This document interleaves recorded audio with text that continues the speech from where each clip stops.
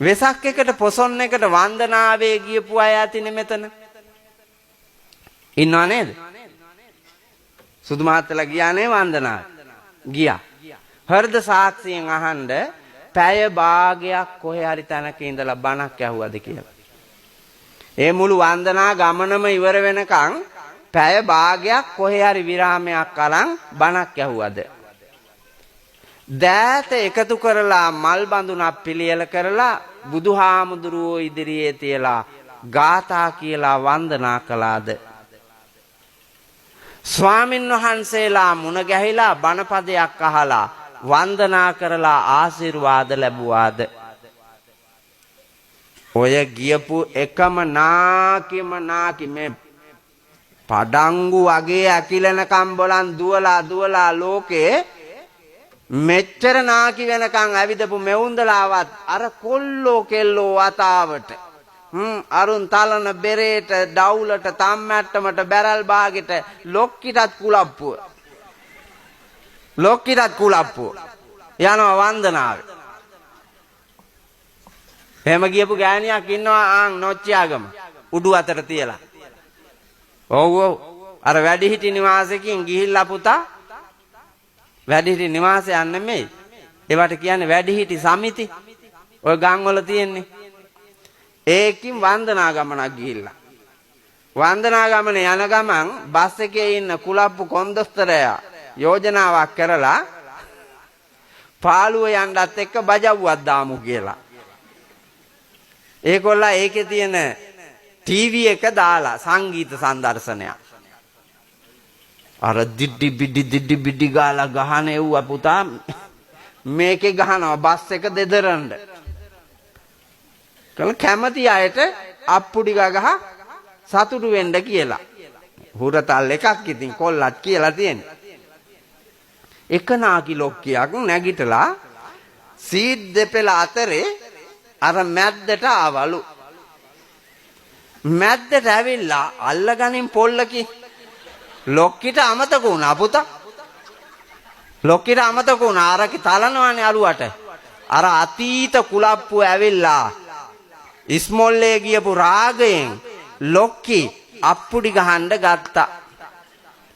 වහු පැටියේ පැන්නලු පුතා පාර හරහා.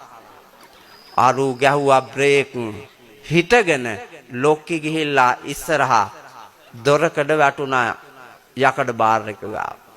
යකඩ බාර් එකේ මේ තුනටිය ගාවින් කොන්ද වැදිලා දෙකට කැඩුණා. මගේ යාළුවෙක්ගේ අම්මා මං ගිහිල්ලා මට පිරිත් නූලක් බඳින්න එන්න කිව්වා බනට යන ගම.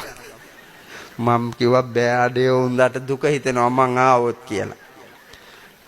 ඒත් කොල්ලගේ කරදරේට මං ගියා. යනකොට ඇඳ ගාවම පුටුවක් තියලා හදලා තිබ්බා.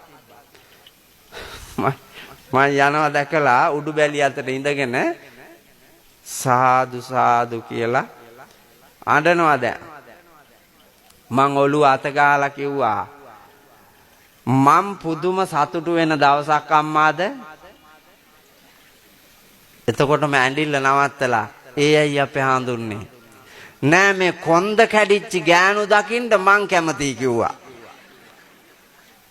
නාකි වෙලත් විසේ වැඩි වෙලා කුලප්පුවට ගමන් යන නාකි ගෑනුන්ගේ කොන්ද කැඩෙනවට මං හරි කැමතියි. ඒගොල්ල ඕන් ඉතින් අපේ ආඳුරෝ කියනෙව්වා මට කියලා කිව්වා. මම ඒගොල්ල ඉඳගෙන ඇත්ත කතාව කිව්වා. පුතේ මේ කෙලස් බර ලෝකයේ කොච්චර බරද කියනවනම් මේ සිල් ගන්න එන එක ගෑණියෙක්වත් කෙල්ල කාලේ සිල් ගත්තේ නැහැ.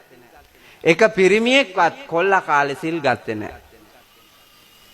කෙලස් බර ලෝකේ කාම තණ්හාව කොච්චරද කියනවා නම් මේ මෙතන ඉන්න හයිය ඇති එක මිනිහෙක්වත් රාගික බැඳීම් කාම තණ්හාව තියෙන මේක දරුවෙක්වත් ස්ත්‍රී පුරුෂ සිල් ගන්න සිල් සමාදන් වෙන්න සිල් රකින්න භාවනා කරන්න කෙටි විරාමයක් ගෙන ජීවිතය දිහා බලන්න.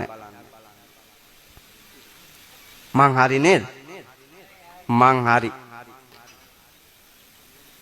මේ දැක්ම නැති ඔබ නාකි වෙලා අරුන්දලා වගේ වුණාම පන්සල් එන්න හිතනවා. ඒ වෙනකොට පුතා සිල් බිඳලා රාගයෙන් තණ්හාවෙන් සසර ගමනම නරකාදියේ තියලා ඉවරයි. නාකි වුණාම අය ඔට්ටු වෙවි සිල් ගන්න දෙයක් නැහැ. සිල් තමයි. නාකි වුණාම සිල්නේ. නාකි කියන්නේ නොහැකි. මොනවද නොහැකි?